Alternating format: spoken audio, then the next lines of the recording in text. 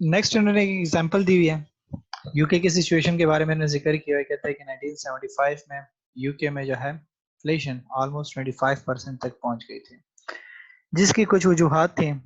जिसमें तो एक कहता है कि पहले सबसे बड़ा मसला था macro economic management by government जो है वो बहुत वीक थी।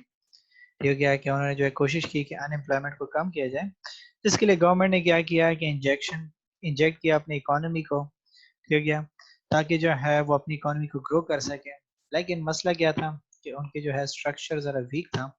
तो स्ट्रक्चरल वीकनेस की वजह से क्या हुआ कि उनकी जो है जो नेट रिजल्ट था आपके पास, फिर क्या है कि इंक्रीज डिमांड जो है वो मजीद इन्फ्लेशनरी स्पाइरल्स में आना शुरू हो गया। और कहता है कि और उनकी जो ऑयल प्राइसेस थी वो 4 गुना बढ़ना शुरू हो गई। और उसके जो सबसे दूसरी तीसरी बड़ी वजह थी वो क्या थी कि वहाँ पे जो यूनियंस थी वो बहुत स्ट्रांग थी। यूनियंस जब स्ट्रांग थी तो उसकी वजह से क्या हुआ कि वेज डिमांड जो है वो ज्यादा होने लगी। और मैनेजमेंट जो है वीक थी तो वो उसको ओवरकम ना कर सकी। जब मैनेजमेंट उसको ओवरकम ना कर सकी तो उसकी वजह से क्या हुआ कि इनकी इन्फ्लेशन जो है 25% को जो है टच करने लगी। और कहता है कि इसकी वजह जो थी जो हाई इन्फ्लेशन थी दोनों हो गई कि एक तरफ उसकी कॉस्ट थी, दूसरी उसकी डिमांड थी। कॉस्ट कहाँ से आया? जब आपकी जो है फ्यूल की प्राइसेस 4 गुना हो जाए तो इट मीन्स कि आपकी जो है हर चीज महंगी हो गई। ठीक है, वो भी 4 गुना महंगी हो गई।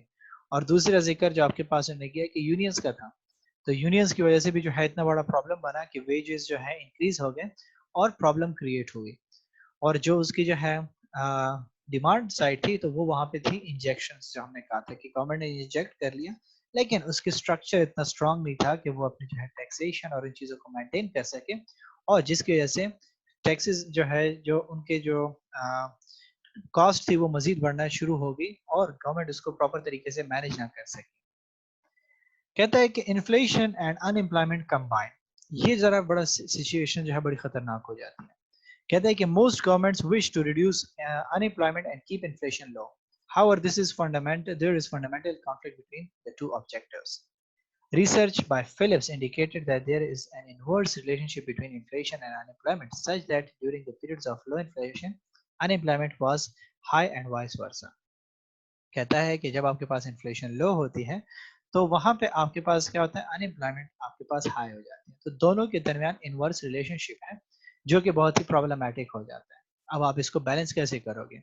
ये है कि एक चीज की वजह से दूसरे में कमी आ रही हो तो आप उसको जो है मैनेज नहीं कर सकते। ठीक है, सो कहता है कि जी जो है आपके पास क्या हुआ कि this suggest here is that during times of low unemployment labour can command higher wages as it is inversely short supply, relatively short supply. ठीक है, कहता है कि आपके पास क्या हो जाएगा कि ये सजेस्ट करता है कि जब आपके पास जो है लो अनएम्प्लॉयमेंट हो तो लेबर आपके पास क्या करेंगे, वो डिमांड करेंगे हाई वेजेस की। ठीक है, क्योंकि वहां पे सप्लाई शॉर्ट है, क्योंकि उनकी मर्जी चल रही है। ठीक है, तो अब क्या हो जाएगा कि वो जो है इसको मैनेज करना जरा प्रॉब्लम हो जाता है कि वहां पे जो है मजदूर आपसे ज्यादा मजदूरी मांगेंगे, क्योंकि जैसे मैंने आपको सिचुएशन दी कि जहां पे मार्केट में देखें तो लेट्स हम कह देते हैं कि पेशावर है। ठीक है, पेशावर में इंडस्ट्रीज हैं। ठीक है, और लोग जो है कम है स्किल्ड, तो अब स्किल्ड वर्कर जो है वो ज्यादा डिमांड करेंगे। ठीक है, तो जब स्किल्ड वर्कर ज्यादा डिमांड करेंगे तो फिर कंपनीज तो बाउंड है ज्यादा पे करने के लिए। तो फिर आपके पास क्या हो जाएगा कि आप जो है उसको ज्यादा पे करो। जब उसको ज्यादा पे करोगे तो क्या होगा, आप अपनी कॉस्ट को इंक्रीज करोगे। तो कॉस्ट पुश के इन्फ्लेशन का जिक्र आ जाता है। चौथी लास्ट चीज आपके पास आ जाती है इसमें बैलेंस ऑफ पेमेंट्स। वो भी बड़ा इंपॉर्टेंट रोल प्ले करता है। ठीक हो गया, ठीक हो गया। ऑब्जेक्टिव कैसे अचीव हो उसका हमने जिक्र करना है कि वो ऑब्जेक्टिव कैसे अचीव करेंगे। कहते हैं कि if a country has a deficit on its balance of payments, there is net outflow of funds from the country. This is clearly not supportable in long term, as the country will run out of money.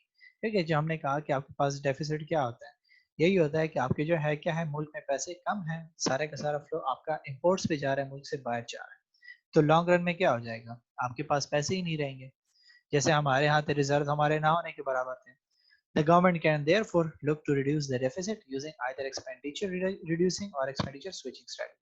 तो इसके लिए government को क्या करना पड़ेगा, अपने या जो है वो क्या करेगी, एक्सपेंडिचर को कम करेगी, या अपने जो उसके खर्चे हैं, क्योंकि फिक्स्ड एसेट्स में एक्सपेंडिचर आपने पढ़ा होगा, फिक्स्ड एसेट्स में जो हम इन्वेस्टमेंट करते हैं उसको जो है स्विच करना होगा किसी और तरफ। कौन से एक्सपेंडिचर रिड्यूसिंग स्ट्रेटजीज कौन सी हैं? ठीक है, तो पहले आपको कहता है कि this involves the government deliberately shrinking the domestic economy in order to reduce the demand for imports. ठीक है कि आपके पास क्या हो जाएगी कि गवर्नमेंट क्या करेगी कि वो अपने जो है जो डोमेस्टिक इकोनॉमी है उसको श्रिंक करेगी ताकि उसके जो है जो बाहर से इंपोर्ट है वो जो है खत्म हो सके, डिस्करेज हो सके। This reduction could be accomplished by contraction, monetary policies such as increased interest rates, increasing bank reserve requirements.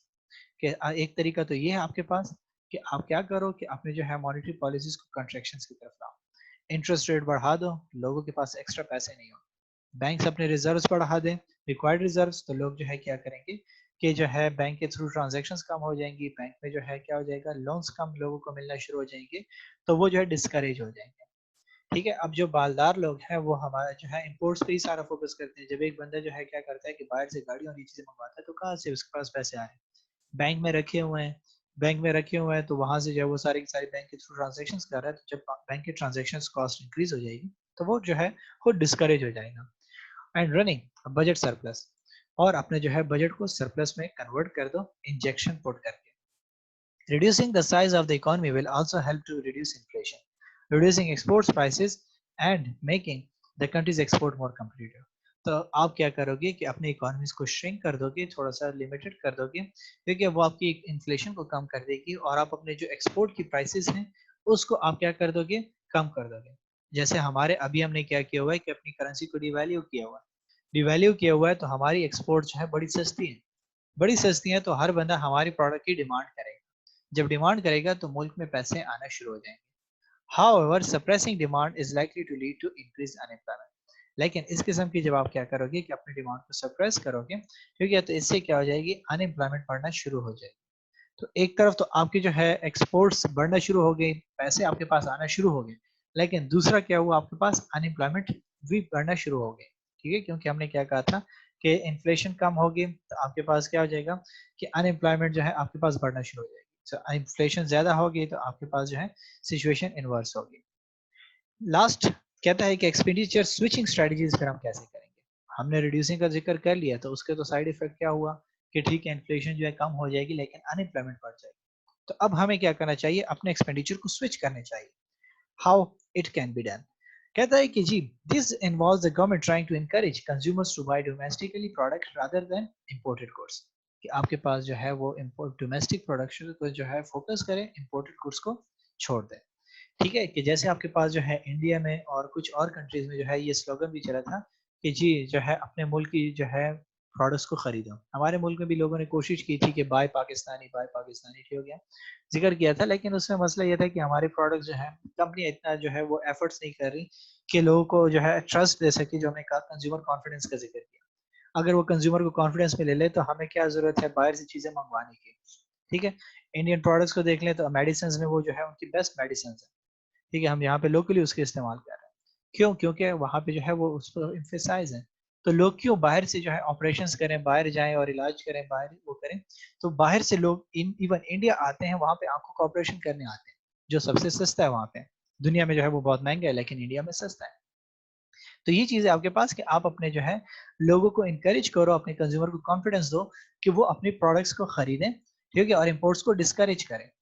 ठीक है, जिस तरीके से चाइना में देखें तो आपने खुद देखा होगा, सुना होगा कि जैसे जो है आईफोन ने क्या कर दिया था, जैसे गूगल ने जो है उनको गूगल देना बंद कर दिया एंड्रॉयड, ठीक हो गया, तो उन्होंने कहा कि ठीक है जब आप हमें जो है गूगल सर्विसेज नहीं प्रोवाइड कर रहे तो हम अपना सॉफ्टवेयर डेवलप करते हैं और आईफोन को हम डिस्करेज करते हैं। आईफोन सारे के सारे उन्होंने जो है फेंक दिए डस्टबिन से। इवन उनके गवर्नमेंट ने क्या किया कि अपने जो है जो ऑर्गेनाइजेशंस थी उन्होंने कहा कि जिस एम्प्लॉय के पास हुआवे का मोबाइल होगा उसको जो है सैलरी में बोनस मिलेगा, उनको फ्री मोबाइल फोन्स दिए। नाउ दिस इज अपनी जो है इंडस्ट्री को प्रमोट करना कि आप जो है एक्सपोर्ट्स इंपोर्ट्स को जो है डिस्करेज करो। सो कहते हैं कि this could be accomplish by, इस तरीके से आप करोगे, कंट्रोल ऑन एम्प्लॉय, आप इंपोर्ट्स को कंट्रोल करो, टैरिफ्स लगाओ उसमें, ठीक है, कोटा सिस्टम करो, ठीक है, चार्जेस उसके लो, ये दो दिस में bridge global free trade regulations, ठीक हो गया, कहता है कि आपके पास फ्री ट्रेड के रेगुलेशंस को तो ये वायलेट कर देगा कि मुल्क में जो है आपके फ्री ट्रेड हो, लेकिन अपने मुल्क को भी तो देखना होगा। Increasing exports by subsidising exporters, अपने एक्सपोर्टर्स को बेनिफिट दो, उनको सपोर्ट करो, ठीक है, उनको जो है कॉस्ट को कम करो उनके, ताकि वो ज्यादा से ज्यादा प्रोडक्शन करके बाहर भिजवाएं। Lowering the exchange rate, making imports more expensive and exports more competitive. This is often referred to as currency devaluation. जो हम कर रहे हैं कि अपनी करेंसी को डिवैल्यू कर रहे हैं ताकि हमारे मुल्क से जो चीजें बाहर जाएं लोगों के लिए वो सस्ती हो और जो बाहर चीजें बन रही है वो लोगों के लिए महंगी साबित हो, तो वो हमारे प्रोडक्ट्स लेंगे। क्लियर हो गया? ये हमारा टॉपिक था और ये हमारा चैप्टर था। इसकी लास्ट समरी क्या थी, थोड़ा सा समराइज कर देता हूँ कि इसमें हमने दो चीजें देखी। ठीक हो गया? मैक्रो और माइक्रो इकोनॉमिक्स। माइक्रो में हमने इंडिविजुअल पर्सपेक्टिव को देखा था कि सप्लाई डिमांड को कैसे बराबर करेंगे, इलास्टिसिटी ऑफ डिमांड को कैसे इक्वलाइज करेंगे, कॉस्ट को कैसे कंट्रोल करेंगे और टाइप्स ऑफ मार्केट कौन सी थी हमारे पास। जबकि मैक्रो इकोनॉमिक साइड थोड़ी सी वाइड थी। क्यों वाइड थी? क्योंकि हमने इकोनॉमी को एज ए होल देखना था। जब हमने एज ए होल की बात की तो वहां पे हमने इकोनॉमिक ग्रोथ का जिक्र किया कि इकोनॉमिक ग्रोथ कैसे आएगी, inflation, unemployment, balance of payment कैसे कंट्रोल होंगे, क्या उनके इफेक्ट्स हैं जो अभी हमने देखे। ठीक है? और उसके मुकाबले में हमने जो है क्या कुछ लीवर्स पढ़े, जिसमें हमने कहा था कि फिजिकल पॉलिसी क्या है, मॉनेटरी पॉलिसी क्या होती है, क्लासिकल और जो है हमने सप्लाई साइड और डिमांड साइड की जो है थ्योरीज पढ़ी।